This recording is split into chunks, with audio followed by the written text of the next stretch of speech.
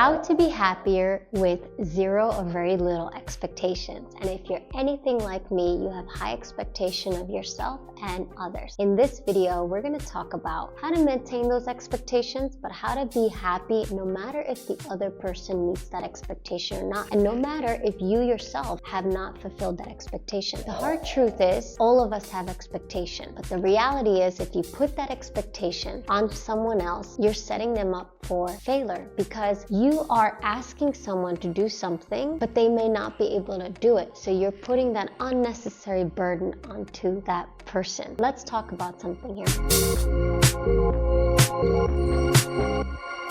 By the way, for those of you who don't know me, I'm Alice and I'm a communications coach. I started coaching my classmates in 2015 when I attended Carnegie Mellon, and we just talked about pitch decks and telling our stories in Silicon Valley in hopes of our companies getting funded. So enough about me. Now let's go to you. When was the last time you have communicated an expectation? Think about it. And if you've communicated that expectation, have you actually expected the same of yourself? A lot of the times we say, I expect you to do this, and we forget to do it ourselves. Look back into your life and think about those moments that you had an expectation. What happened when that expectation was not met? Think about it. For me, I got frustrated, and then the lion came out. No, I'm kidding. But like seriously, you were probably upset, and you're just like, I don't like this. I'm not happy with you. And then of course, if you lower that expectation, you feel like you're not aiming for something. You feel like you're setting the bar too low. Well, one of the key things here that I've learned the hard way is that if you set the expectation a little bit lower, or you better manage it, you're happier in the end. Because let's say that person exceeds that expectation, you're the happiest person ever. And let's say you exceed your own expectation, you hit this like euphoric feeling, and it just feels great. So for people especially who are high performers, and if you're a high performer, you're probably watching this, or if you're really upset that you keep missing the mark, this video is for you. So we're going to talk about all the cool stuff about expectation, letting it go, and being happier in the end. Expectations from others. You're on a team, you're at work, there's an expectation for all of your team members to fulfill. Now, taken on, your team members are slacking and you start all the additional work. And you're upset and you're resentful because you're super tired. And you've communicated what you need from your teammates and they don't care. And then you're thinking to yourself, why am I even doing this? Well, you don't want to lose your job or you want a promotion. And you get all stressed out that your colleagues are not doing the work. What if you flipped the switch and actually said, I'm just going to focus on doing the most amount in little time or the least amount of effort so I don't lose my job. It's easy to keep going, and it shows to the other employees you'll do it anyway. So you keep going. You're not going to get too upset because you just don't want to lose your job. So you keep doing the work for other people. But what if you actually took a step back and said, I'm going to do this amount of work which is expected of me. I'm going to do maybe 10-20% more for my teammates because we need to succeed as a team. But in the end,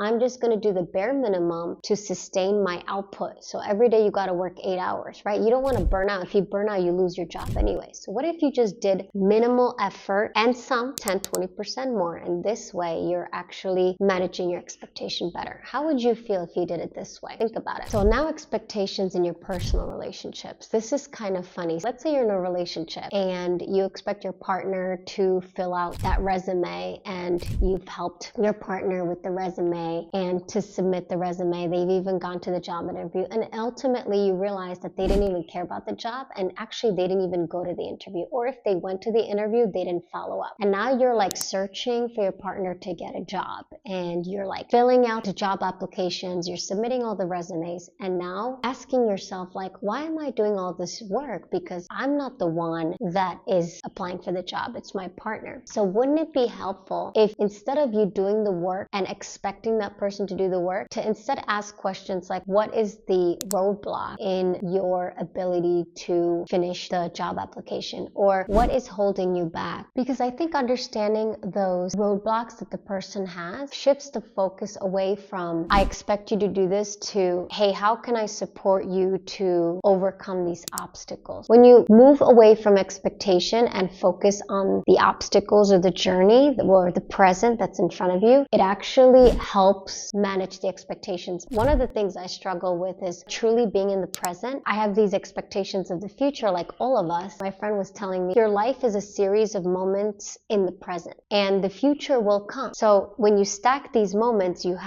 kind of project what will happen in the future. But the future hasn't happened yet, and the past is already over. So like in this present moment, what can you manage? What can you let go? And what if you actually let go of expectations? Like what if you actually took a long vacation and didn't do any work? Does anything change? So it's important to manage those expectations and focus more on yourself rather than putting those burdens onto somebody else for expectations that may or may not be realistic, and they may or may not have the skill set to be able to meet those expectations. What I'm trying to say here is like really allowing yourself the space to communicate those expectations, but also let go of those expectations if they are not meant for you. And I think like whether it's at work, actually I wrote this down, is balancing expectation and grace, because the joy comes from living in the present moment and being in gratitude for what you have. The stress comes from the expectation that hasn't been fulfilled, and it's sort of like imaginary. And sometimes I think about how can we be more effective at work and in our relationships, and is being effective possible because we have expectations, or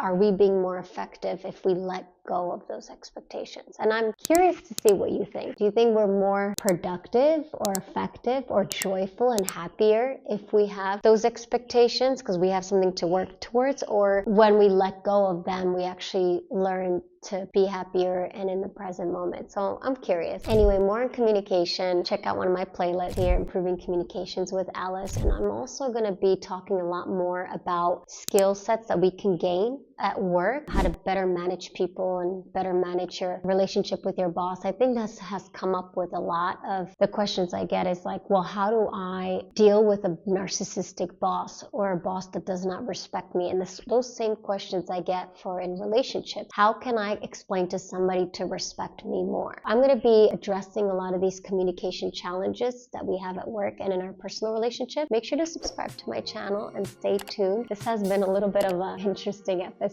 but thank you so much for watching, and I will see you in the next one. And let me know what you thought about this video. I really like to read the comments. In the next episode, I will talk about something sensitive. What happens when you ask for help and people don't give it to you? Anyway, this is going to be very interesting because it's really hard to ask for help, and then it's even harder when you don't get it. But I swear it gets easier. I hope that this video brought you joy, and remember, do the best that you can every day.